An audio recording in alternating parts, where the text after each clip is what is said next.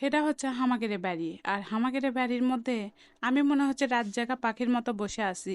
নাই আমার বেলকুনি, নাই আমার কিছুতে। আর কি করবো, রান্নাঘরে জানলা দিয়ে দেখতেছি আশেপাশের মানুষ সব বেভুর ঘুমাইতেছে। এখন বাজে রাত প্রায় 12টা। তো এদিকে আমি আমার স্বর্গটা দেখতেছিলাম, আমার ছোট্ট একটা বাসা। আর এই ছোট্ট একটা বাড়ির মধ্যে আমার যে কত সুখ সেটা কিন্তু একমাত্র আমিই জানি। কারণ এই যে এই রুমটা দেখতেছেন, এই রুমটা কিন্তু আমি একাই শুয়ে থাকি। আর এই রুমটায় আমি নামাজ কালাম যত কিছু থাকে সবে কিন্তু এই রুমেতেই পড়ি। আমার কেন জানি এই রুমটা আমার কাছে এত ছোট, তারপরেও কিন্তু মনে হয় আমার কাছে এটাই স্বর্গ।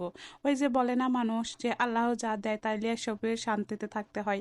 তো যাই হোক, আমি কিন্তু সেটা লিয়ে সুখে শান্তিতেই বসবাস করতেছি। আর এই যে আমার একটা কোনা চুল, আর এই একটা কোনা চুল কিন্তু সেইভাবে ঘুমাইতেছে। তা আমি তার মুখের দিকে তাকাই, আর তাকে দেখে কতই না মায়া লাগতেছে। তো এই যে সবই গুছাই গাছাই রাখিছিলাম, একটা মাত্র চুল হলে যা হয় সব কিছু উলটপালট করে থুয়া দিছে। দেখেন কোনটিকার জিনিস কোনটি রাখিছে সেটা আর কি আর কমো। তো যাই হোক, এদিকে কিন্তু আমি এগুলো ঠিকঠাক করে থুমো, কারণ আপনার ভাই কিন্তু এখনো আসেনি। আমার অপেক্ষার পালা চলতেছে হচ্ছে আপনার ভাইয়ের জন্য। তো আপনার ভাইয়ারা এখনো আসেনি দেখে আমি এখন বসে আছি। তো আমার বাসায় কিন্তু তেমন কোনো মানুষ নাই, তিনজনে একটা ফ্যামিলি আছি। তো চিন্তা করছি যে আমিও আপনার ভাইয়া আসলে একদম খাওয়াই দাওয়াই দিয়ে সব তুলাপাড়া শুয়ে পড়বো। তো এগুলো একটু ঠিকঠাক করে থুচ্ছুনো। আর দেখতেছুনো যে আমার ওই যে পলিথিন দিয়া যে ফুলগুলো আছে, এটা কিন্তু আমার খুবই একটা ফেভারেট ফুল। আমি এই মাসের রোজার মধ্যে এটা কিনেছিল। তো যাই হোক, এই ফুলটা দেখতেছিল যে ময়লা টয়লা পড়েছে কিনা। দেখেন, এটা যদি পলিথিন দিয়ে না থুই না, তাহলে কিন্তু এত ময়লা পরিমাণ পড়ে, আবার আমার পানি দিয়ে ধোয়া লাগে। তো যাই হোক, এগুলা কিন্তু আমি খুবই ভালোভাবে দেখেছিল। আর এত ভালো লাগেছিল এই ফুলগুলা দেখতে, আমার তো মনে হয় আপনাদেরও খুব ভালো লাগতেছে, তাই না? তো যাই হোক, এদিকে কিন্তু আমার খুবই ভালো লাগছিল। আর এই যে আমার একটা মাত্র সালের যখন মুখের দিকে তাকাই, তখন কিন্তু আমার দয়া মহব্বতে ফেটা যায়।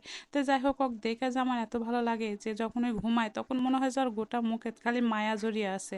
তো যাই হোক, সারাদিন কিন্তু ওর সাথে অনেক ঝগড়া করি, অনেক বগর বগর করি, কিন্তু যখন রাতে ঘুমায় যায় তখন ওর মুখের দিকে তাকাইয়া আমার সব কিছু ভুলা যায়। এদিকে আপনার ভাইয়াও চলে আসছে, এখন বাজে প্রায় রাত 1:45টার মতো। যে আসে কিন্তু আমি গেট খুলে দিচ্ছি। আর এই মানুষটার জন্য কিন্তু আমি রাত জায়গায় বসে আছি। কারণ একটা মানুষ যখন সারাদিন খেটা খুটা যখন বাড়িতে আসবে, তখন কিন্তু তাক যদি একটু সময় না দেন, তাক যদি মুখের সামনে ভাত কুনা না আগাই দেন, তাহলে তার কিন্তু একদমই ভালো লাগবে না।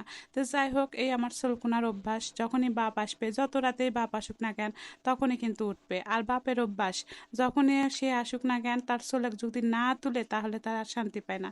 দেখেন, এখন বাজে প্রায় 1টা, এই 1টার সময় তাকে এখন এই যে কিভাবে তুলতেছে দেখেন।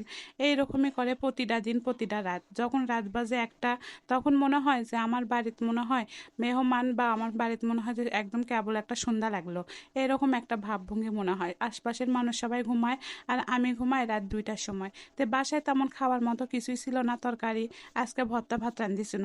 তো ভর্তা ভাত রান্ধিছিল, তা চিন্তা করনো আজকে ডিম ভেজা দুইজনাকে ভাত দিমু রাত্রে। তুমিও করছে মা আমার জন্য একটা ভেজা দিও।